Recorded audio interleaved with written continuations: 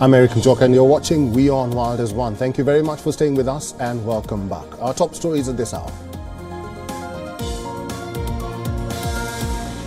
Ukraine says its troops have advanced by more than a kilometer near the eastern city of Bakhmut in the past day of fighting against Russian forces.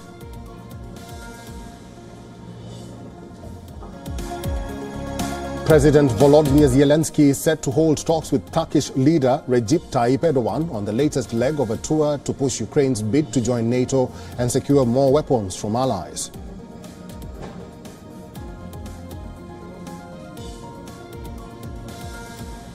Czech Republic Prime Minister promises to increase military aid and send additional weapons to Ukraine following a meeting with President Volodymyr Zelensky in Prague.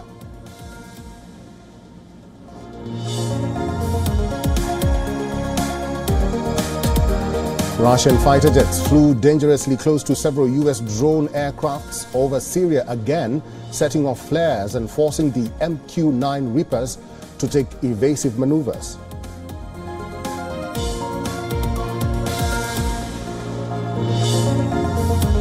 The U.S. economy adds 209,000 jobs at a slower than anticipated pace in June, and the unemployment rate dipped to 3.6% as Federal Reserve officials prepare for an upcoming interest rate decision later this month.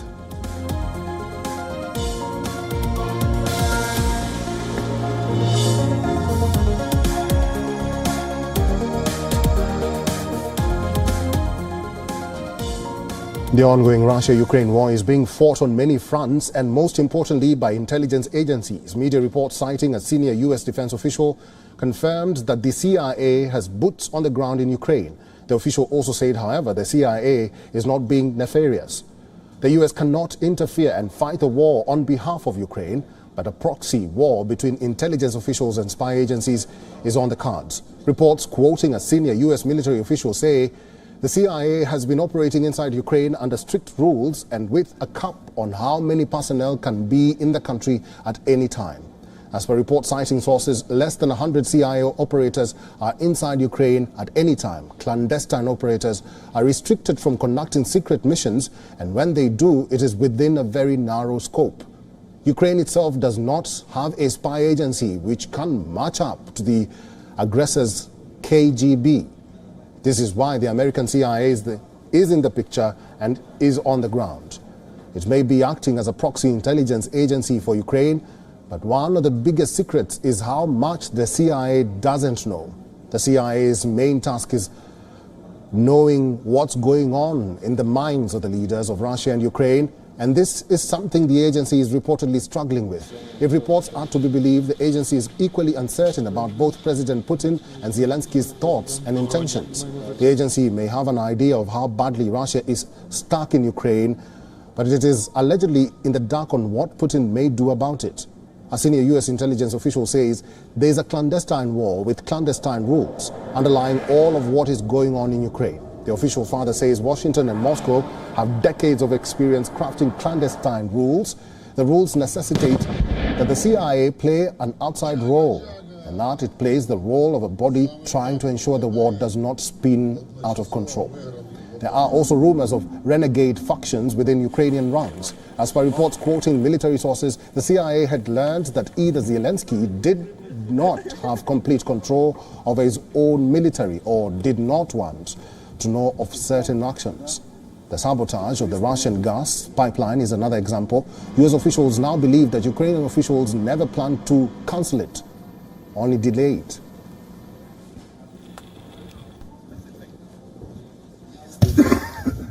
Ron Aledo is a former U.S. military officer and former intelligence and operations officer. He's joining us from Miami, Florida. Ron, good to have you, and thank you very much for joining us at this hour. What does the U.S. gain from spying in Ukraine or even in Russia?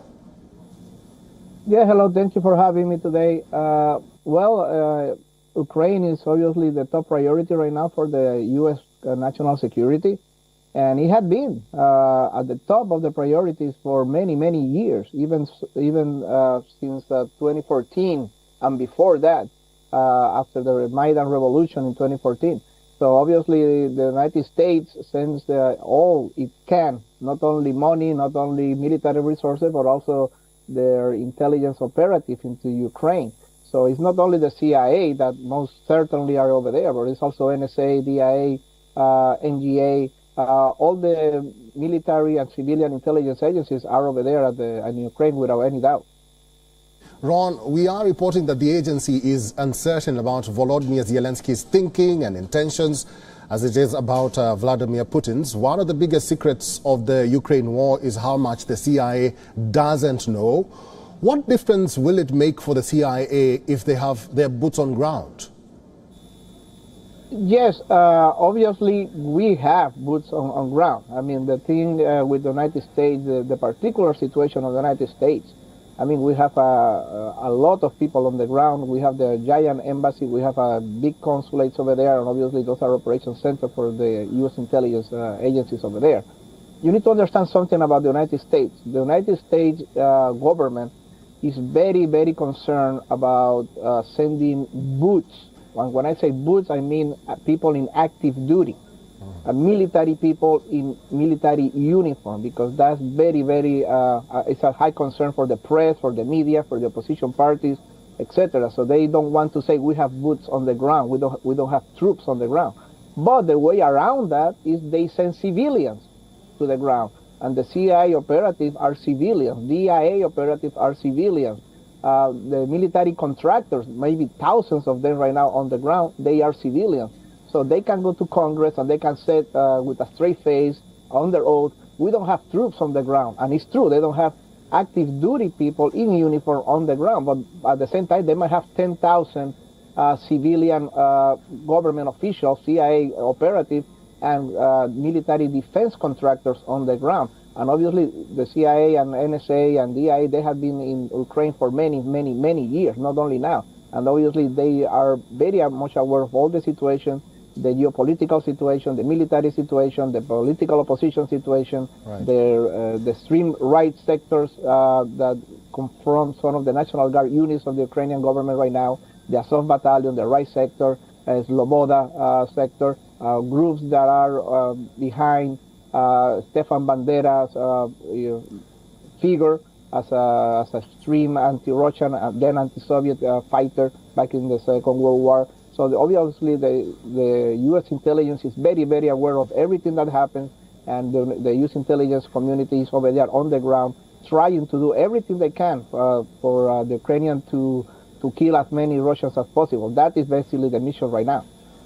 Ron, since we are talking about America, America's stance is under threat because of the near mutiny by Yevgeny Prigozhin, the head of the Wagner Group, which raises question as to whether Moscow has run out of options. What do you make of that statement? Well, Moscow haven't run out of options at all. You need to understand how this Prigozhin mutiny happened. It was not against Putin. It was against Sergei Shoigu. Sergei Shoigu is the Minister of Defense of Russia, the top general of Russia, and Prigozhin and Shoigu, they have vendetta, personal vendetta. They hate each other, they compete one to each other, and basically what the Wagner Group was trying to do, they were trying to save their contract, they were trying to save their skin, they were about this.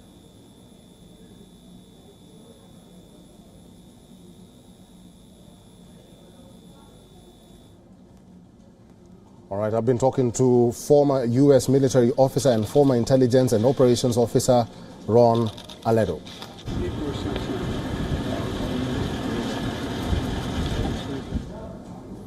United States has once again stood by its vow of as long as it takes. Ukraine is all set to receive its first batch of cluster munitions. It follows months of internal bickering over the deal. You see, these munitions are controversial.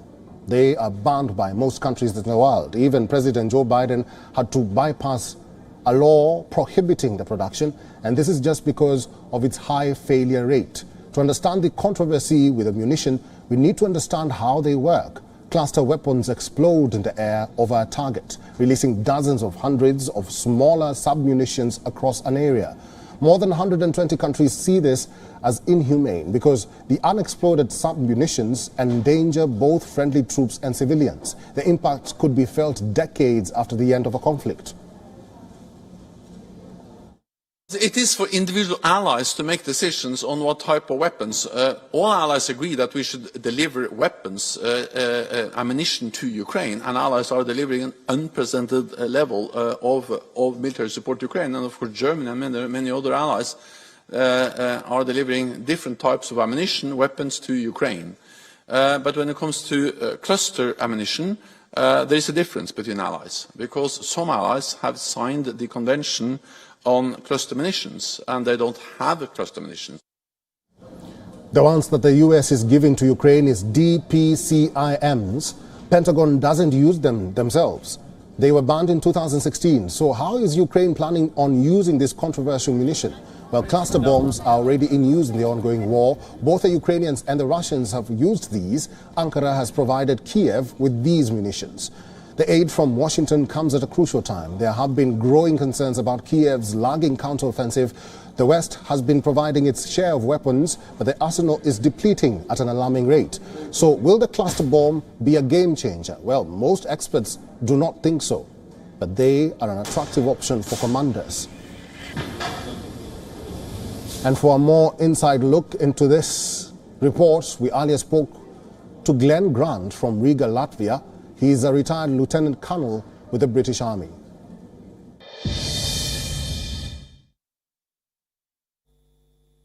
No, because most of the places that they're actually going to be fighting in at the moment, there are no civilians. They've long gone. Of course, there are some, because there are always old people who will stay everywhere. But I would say that right at the moment, they don't actually have any choice. I mean, remember that they're up against an army that is much larger than theirs, that is much better resourced than theirs, especially with artillery, and that the other side is actually not only using cluster munitions already, but is also using chemical weapons. So Ukraine is in a you could say a morally difficult place.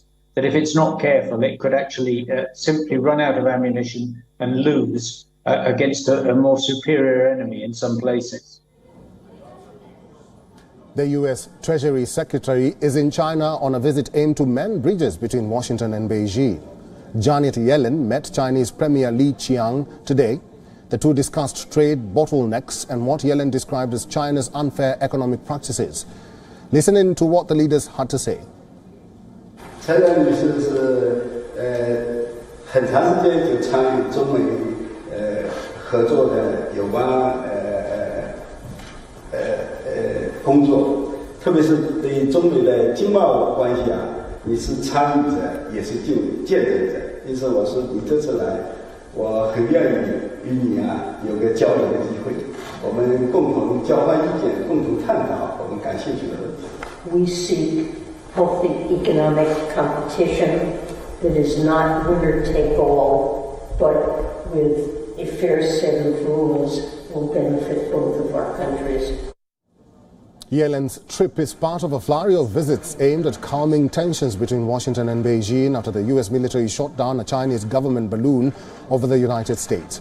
But without mincing words, Yellen highlighted that Washington is seeking a healthy competition with China based on fair rules. She called on for market reforms in China, criticized its harsh actions against U.S. companies and new export controls on some critical minerals. Yellen further added that she hoped her visit would open regular channels of communication between the United States and China in a step toward de-hyphenating economic concerns from the broader relationship. She said while Washington would need to pursue its targeted actions to protect its national security, disagreements over such moves should not affect the broader relationship. Her trip comes ahead of a possible meeting between President Joe Biden and Xi Jinping, either in September's G20 summit in New Delhi or at the Asia-Pacific Economic Cooperation gathering scheduled for November in San Francisco. It also comes in the face of concerns over China's economic recovery and U.S. interest rate hikes. U.S. is also considering a program to restrict concern or certain outbound investments involving sensitive technology with national security implications, an issue that has riled China. Other possible sticking points include amendments to China's anti-espionage law. The statute recently broadened definition or spying while banning transfer of information relating to national security. The move has spooked foreign and domestic businesses.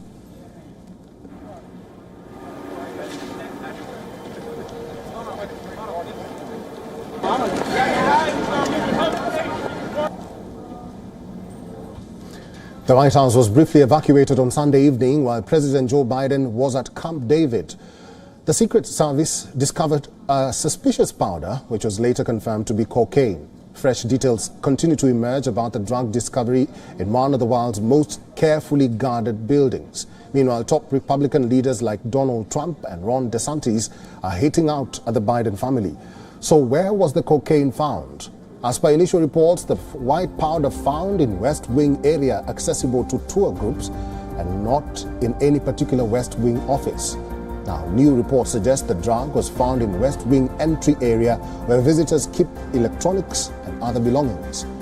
Quoting sources, NBC say the cocaine was found in an entrance area between the foyer and a lower level lobby. The entrance is near where some vehicles like the Vice President's limo or SUV park. It is one floor below the main West Wing offices on the same floor as a situation room and a dining area. White House Press Secretary Karine Jean-Pierre stated the cocaine was found in a heavily traveled area of the premises. 80-year-old Joe Biden has been dogged by salacious reporting over his son's troubled private life. The trained lawyer's battle with severe drug addiction has been well documented. The cocaine revelation immediately sparked unsubstantiated speculation in right-wing circles that the recovering drug user was somehow responsible. Trump himself jumped on the bandwagon with a typically rumbling, insult-laden message. The former president said, and I quote, "Does anybody really believe the cocaine is for the use by anyone other than Hunter or Joe Biden?" Republican leader Ron DeSantis, long viewed as the most viable challenger to twice impeached President Donald Trump, also hit out. The Florida governor told out Kick host Tommy Lahren, and I quote, "A lot of us have believed Biden administration has been blowing it on a lot of fronts."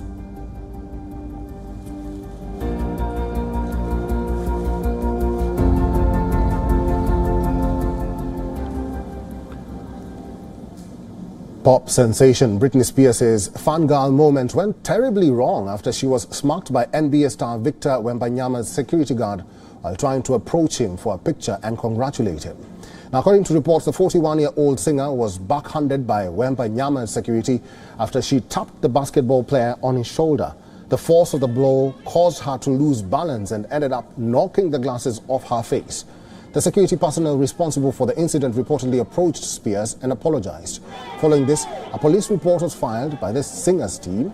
However, the San Antonio Spurs star offered a different version of events. Wembanyama stated that someone had grabbed him from behind.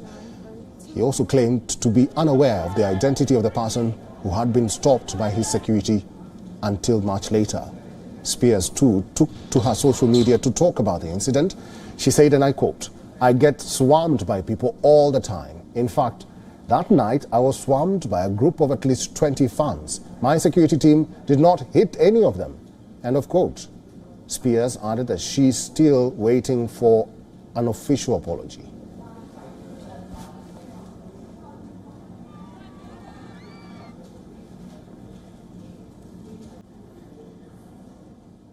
From the streets of Delhi to the shores of Mumbai, India's gastronomical journey never fails to excite. Our next report brings us closer to the pulse of tantalizing flavors and insatiable hunger for good food. It's time to feast our eyes on Zomato's food trends. We leave you with this report. Thanks for watching.